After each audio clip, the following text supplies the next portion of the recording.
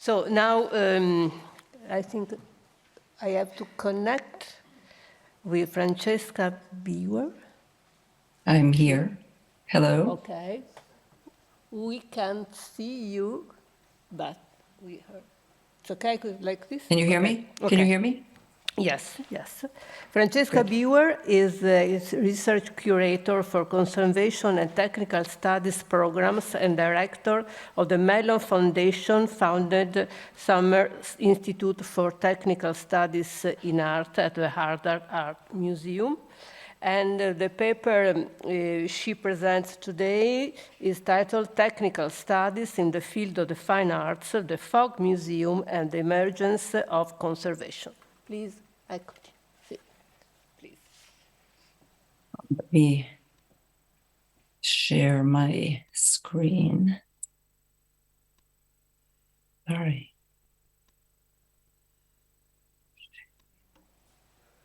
Okay, my only problem now is that I can't see my notes on the screen, so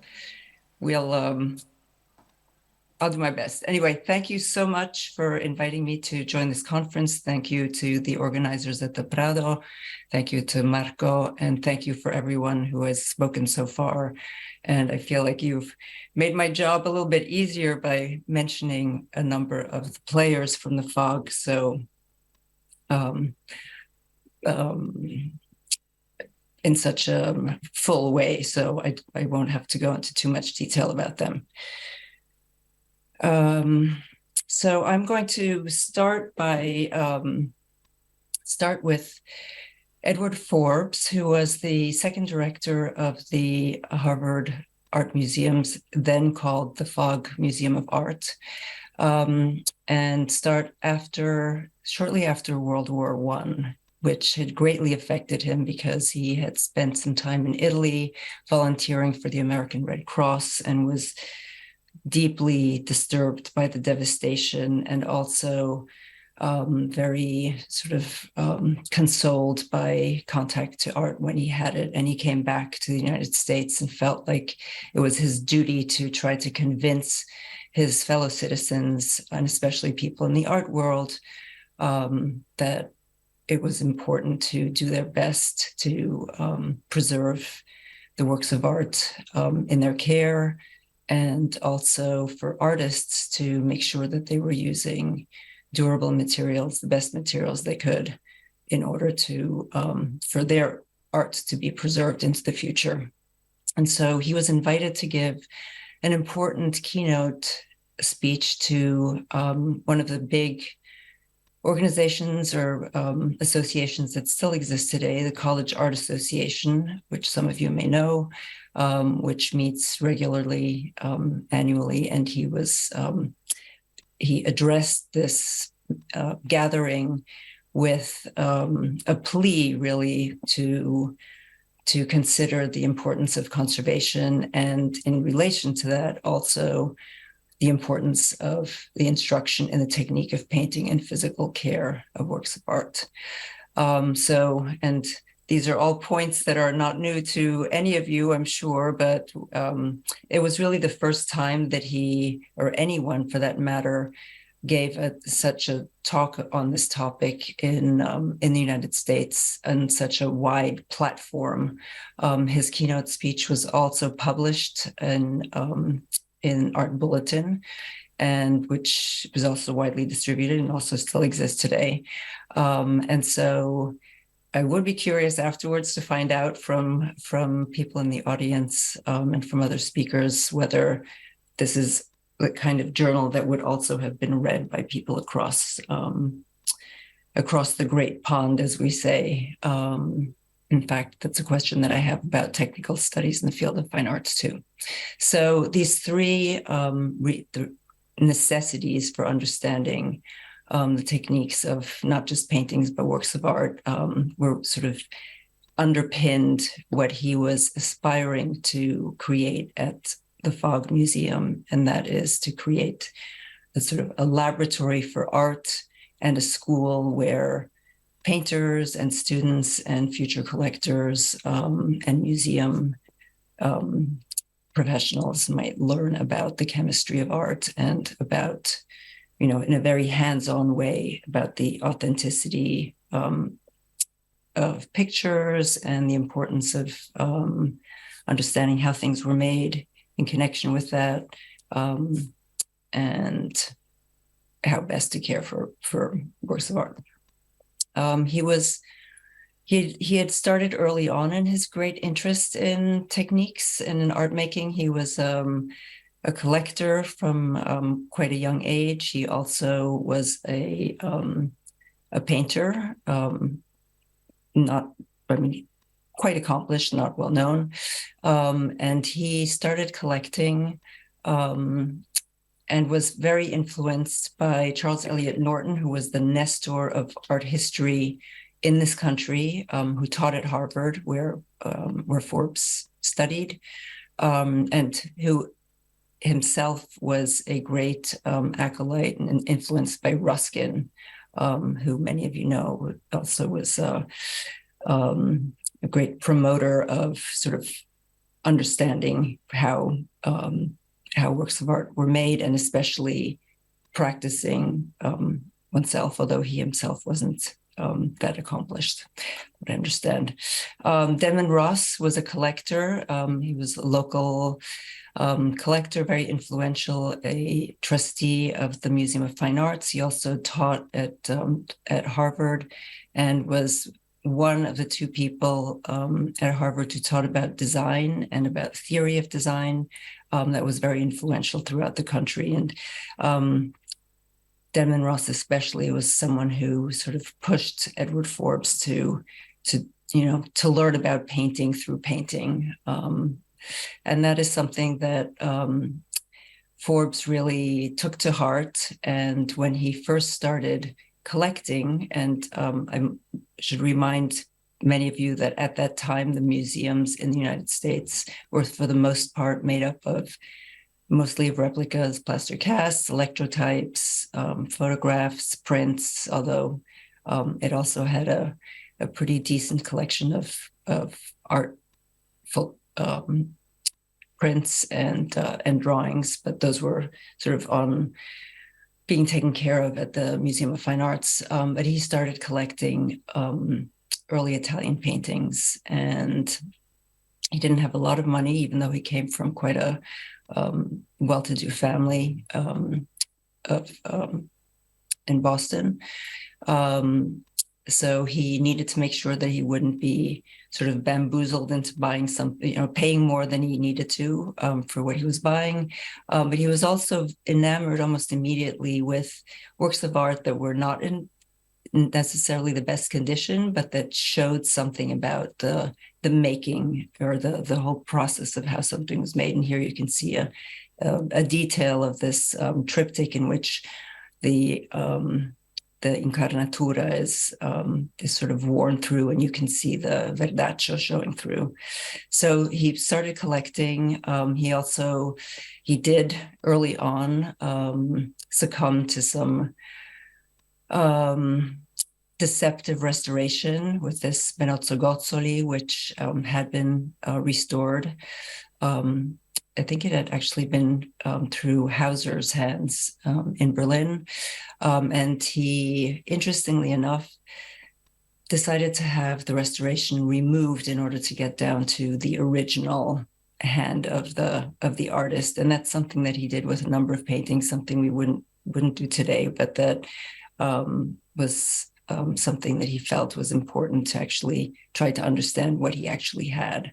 And he used this in teaching. I also want to just remind everybody that the Fogg Museum is an academic art museum, and Forbes from the very beginning planned to loan and possibly give most of the collection, the artworks that he collected, to the University Museum as a teaching tool. And everything he did was really permeated with this sense of duty to educate the students who could potentially become collectors, curators, museum directors, artists.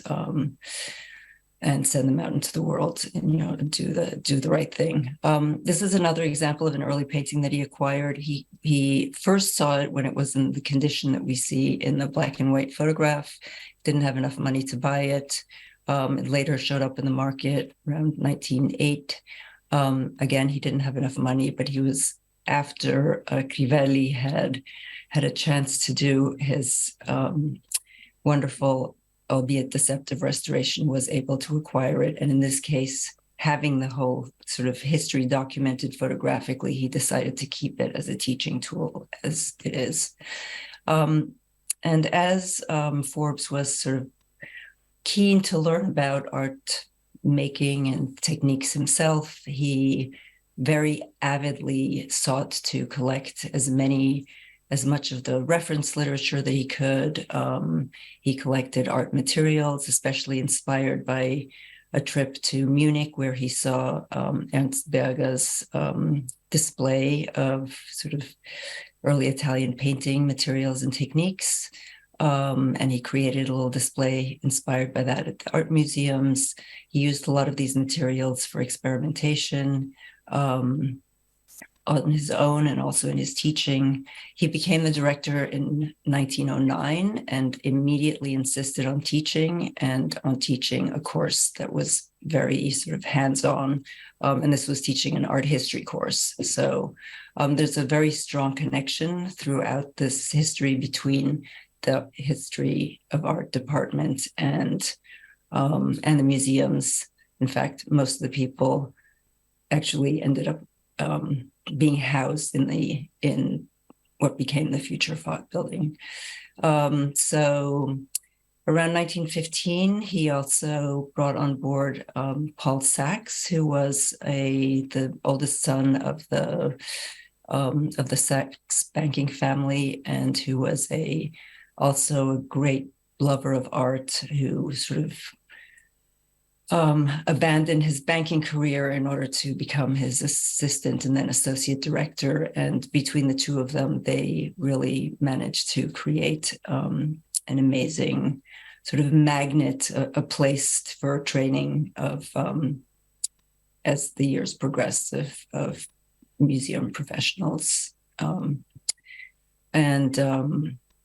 This was really what got the painting that got Forbes started on his interest in conservation. He saw it in Italy, in Rome, back in the late 1800s, and it didn't cost, I think it cost $100, and he thought it was quite inexpensive. Of course, the whole restoration process dragged out for many years, but this is what it looked like pretty early on. And you can see a lot of the gauze that was stuck on it to hold down the blistering paint. He brought it back to the States, and that was really bringing these paintings back to the Northeast, where, you know, the fluctuations in relative humidity were quite stark, given the heating in the winter. It really started damaging the paintings terribly. So that was really what sort of was the instigation for his trying to learn how to mitigate this impact. And even before he became the director, he really encouraged the first director, Charles Moore, to try to find a solution to it. The early Fogg building, was not designed at all for this kind of artwork. And so those were some of his earliest experiences, and sort of learning about the environmental impact on artworks. So by 1911, he already sort of had, in another presentation to the American Association of Museums, sort of declared that he really saw this little museum as a laboratory for art. And as the years progressed, he repeatedly expressed this desire to create a school, perhaps at Harvard, where there could be this kind of training. Ultimately, it didn't happen in a very formal way, but it did become a center for this kind of integration of research and chemistry and making. I mentioned Sachs. This is a much later picture of him, but just to give you an idea, he eventually, starting in the 20s, experimented and developed what came to be known as the museum course. For anybody who's interested, this is, I'm showing here the cover of a book that was actually originally researched and mostly written by Sachs's granddaughter, I think, or great niece, and then finished by Andrew McClellan, and it really gives a fantastic overview of the sort of museological training that the Fogg became known for. And starting in the 20s, back to the 20s, Forbes really was able to attract a number of young, very enthusiastic sort of assistants and colleagues who many of you have talked about already, so I will not indulge too much, but Dan Thompson, who really came to the Fogg already deeply interested in medieval treatises through his discovery of Merrifield's book at his high school, actually private school.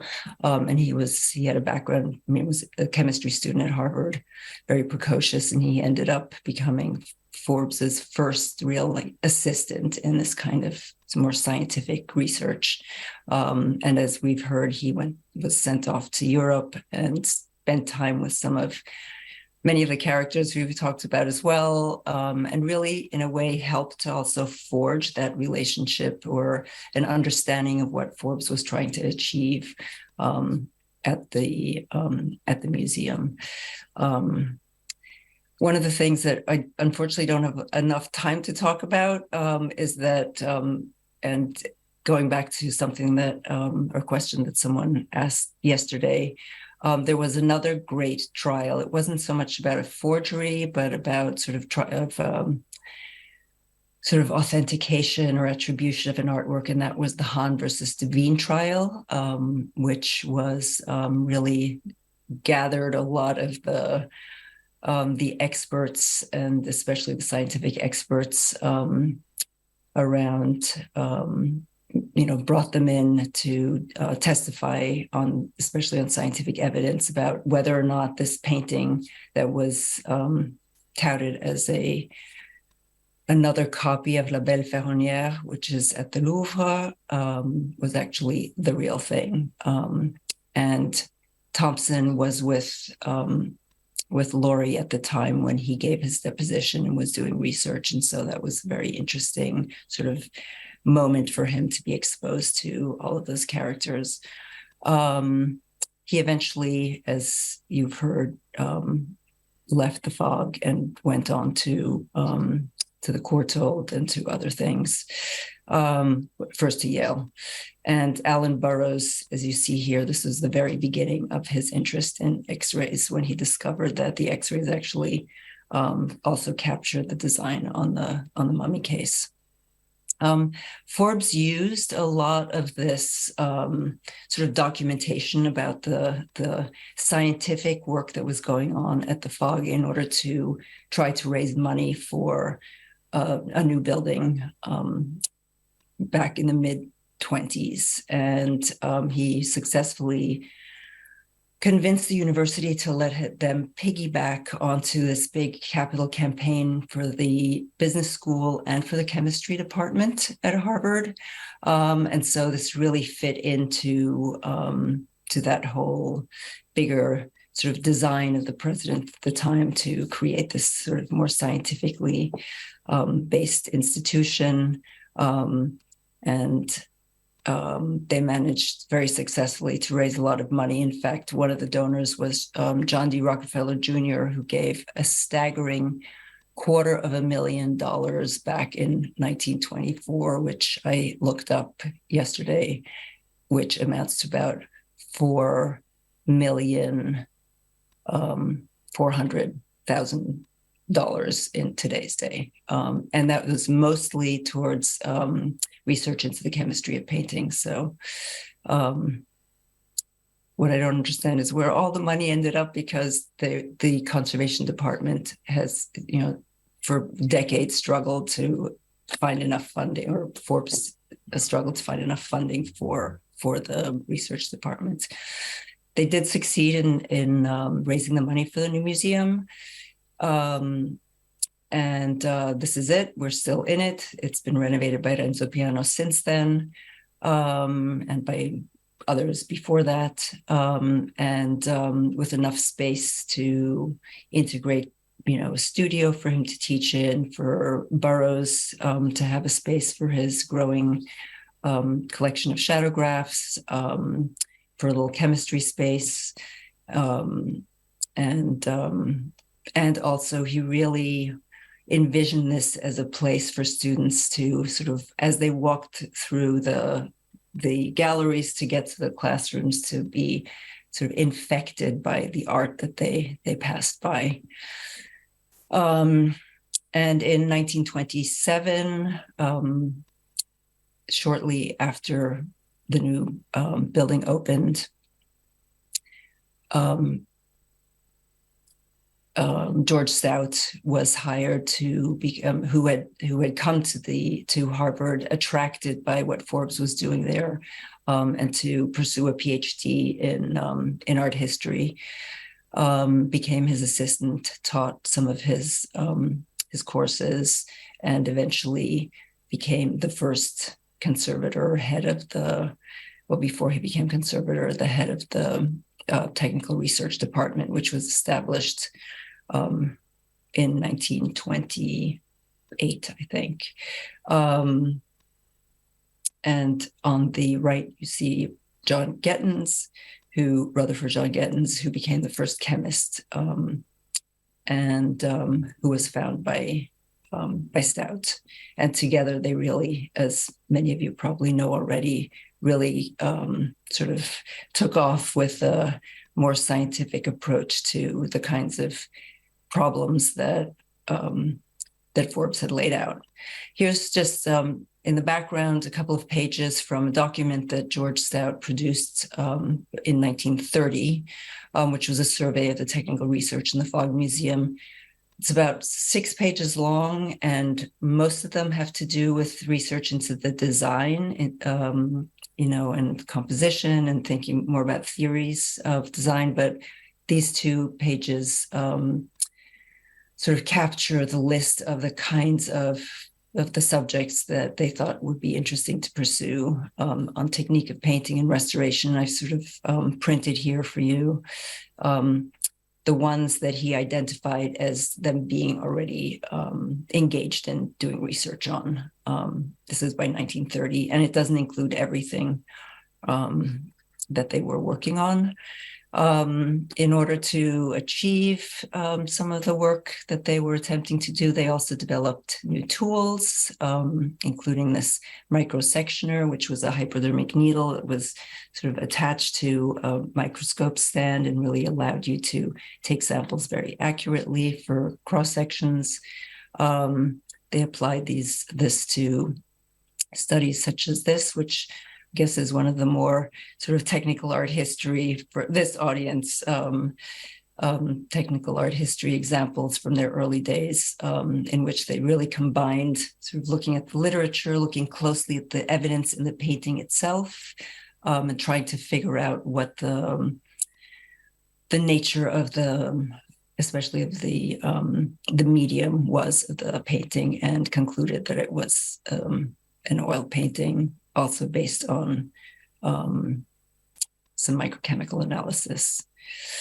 One of the sort of vexing questions that really also spurred, I guess, the creation of one of the earliest conservation lab in an art museum with Röttgen in Berlin was this question of the treatment, or the causes and treatment of bronze disease. And Gettins, who had a background in mineralogy, applied some of that knowledge to the study of the corrosion products on some of the nails from Newsy. These were brought back from an expedition, a Harvard expedition, and together with radiography that allowed him to sort of detect to what extent these objects were mineralized, but the cross-section and metallographic section allowed him to really understand the corrosion process, which was a huge step forward. And this was one of the earliest things that he published. And it also led to another further interest in questions of bronzes, and especially he became very well known later after when he left for the Freer, but these are some of his earliest experiments and research on Chinese bronzes, and with a focus on mirrors and trying to understand this amazing patina that they developed. And I just wanted to show you this example on the right of one of the projects that he worked on, just to give you a sense of, again, this outreach to just experts around, and just there was this real encouragement to just reach out to whoever you felt might be able to help you solve the problems and answer questions. And so on this one project, the study of the plumber mirrors, he really sort of created a network of people working together in the Boston area who were experts in different study techniques. Another, and I'm sorry, I cannot see the organizer, so I can't see the 5-minute sign. So just say something when it's time, please. Another really key, I guess, pressing question or issue that they were tasked with trying to figure out was how to better transfer wall paintings. And this was specifically in connection with Chinese tempera paintings on mud walls, so not frescoes. And it was the result of a very botched, very problematic transfer story, which I, again, don't have the time to go into, but I will give you a reference to someone who did a fantastic job in really also explaining the ethical problems with this whole expedition. But this was one of the result of a China expedition to bring back works of art from these famed Magao cave temples. And Langdon Warner, who became the first curator of Oriental, or now we'd say Asian art at the museums, was sent off a little bit like, an explorer to bring back some goodies. And he used the strappo technique on these non-frescoes, and it created terrible problems for the pieces that he brought back, but also has left a lasting scar in the caves that have not endeared us to, or harbored to, the Chinese people who are responsible for these cultural goods. Oh, and this is, if anybody is interested in a really wonderful article about this whole project, I would highly recommend Sanchita Balachandran's essay. But as a result of the work that they did in trying to figure out a better way to engage with this, and also to transfer works that were already in the country, not just at the Fogg, but other museums had been acquiring these, actually, in most cases, things that had been just cut out as chunks by the stucco process. They ended up, this is around 1930, after they published their work, and also Stout presented about this whole process at the 1930 Rome conference, as well as at the Congrès International d'Histoire de l'Art a month before that in Brussels. So they ended up becoming also sort of a go-to place with by museums who had objects of this kind. And these are just some examples of these huge. If you look on the right side, you can see the person standing next to the partly assembled sort of transferred work go-to place for this. One of the things that Langdon Warner also brought back from that first expedition is this beautiful seated attendant bodhisattva. And he, I'm just showing it to you because it was another object that Gettens ended up doing a lot of extensive technical research on. It also required quite a bit of restoration when it came back. It's unfired clay. And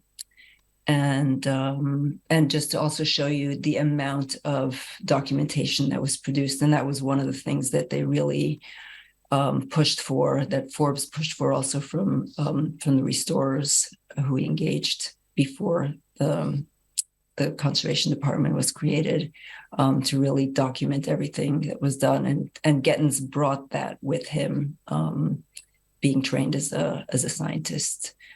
And among other things, they really tried to standardize the processes of examination and documentation. And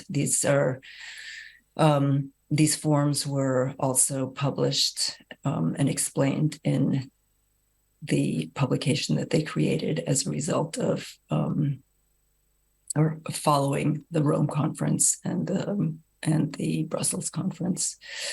I seem to have lost that slide. What I should mention is that during that trip to Europe, when Stout participated in these two conferences, the whole question of better documentation, more accountability of restorers, which was one of the big themes of the conference, as well as sharing of data came up, and he had discussion with a number of the participants who I'm afraid I can't remember. I think Fundukitis was one of them, about producing some kind of a journal that would be dedicated to this kind of work. And so I think there are a couple of slides coming after this. But before I go on to that, I just want to say another area of research that Forbes had, as I mentioned, really pressed on being really important, was technical research on contemporary artist materials and in the 1930s. And this is something that they did from the start as well. But in the mid-30s, at a time when, during the Great Depression, some of the big government projects were sort of much like in Europe, with the Houses of Parliament in Britain and in Germany as well, in Munich, these sort of research into how to ensure that the materials that would be used by the artists who were being commissioned to do government-sponsored work, the same happened here. And Gettens was actually one of the people who sort of co-suggested the creation of a paint testing and research laboratory in Boston, which he ended up consulting on together with another former student. And these are just some of the images of a lot of the trials that they did with existing paint materials. And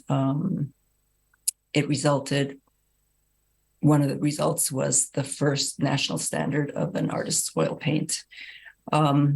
Many of these materials are preserved at the Harvard Art Museums in the Strauss Center for Conservation now. We still have a big cabinet, which I can't remember, somebody showed yesterday, I think it was Ariane, with wonderful drawers that are filled with their test panels from the Federal Arts Project and from other experiments, and also little pieces of wood that were preserved from the transfer of some of the big panel paintings. It's a real treasure trove that's also being still used for research, especially for, thinking about, since everything is documented so well, it's great for researchers.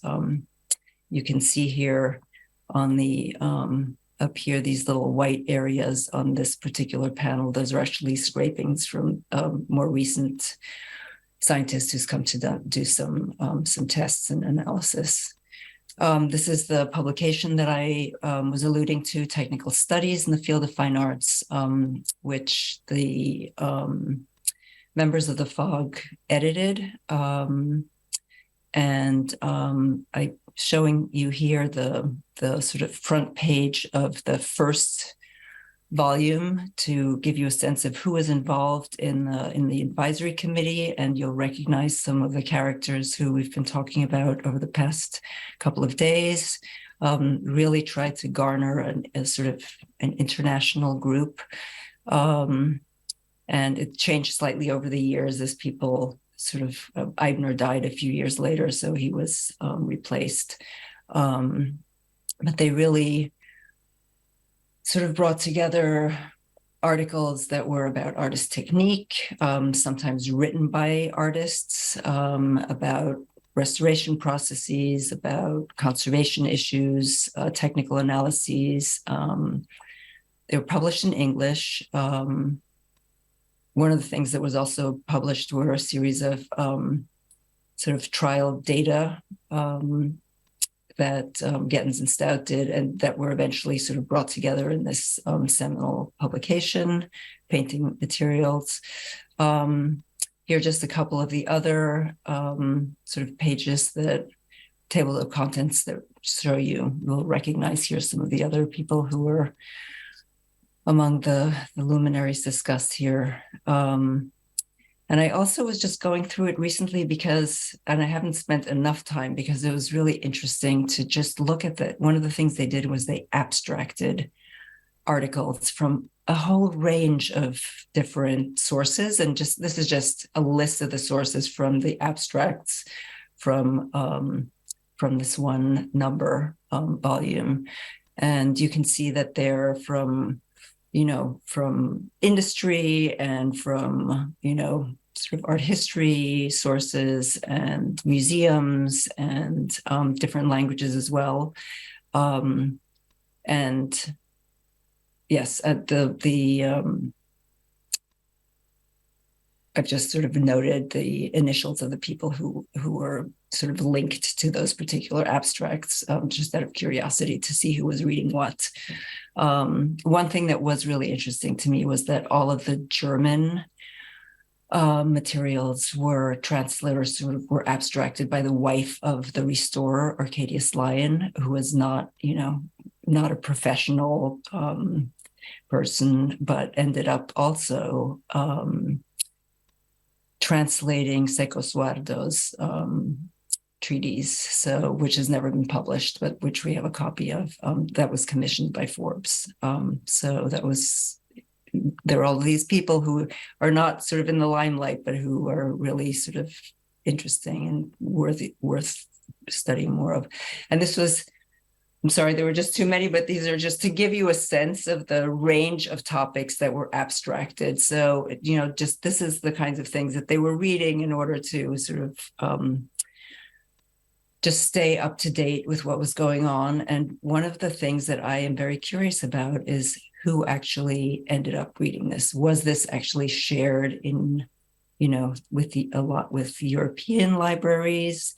I did look up on WorldCat to see where there are copies of technical studies, and I don't know how complete that list is. There are about a little bit over 200 out there in the world, and the majority really of 211, the majority are in the United States, and the majority are in university libraries, which was fascinating to me.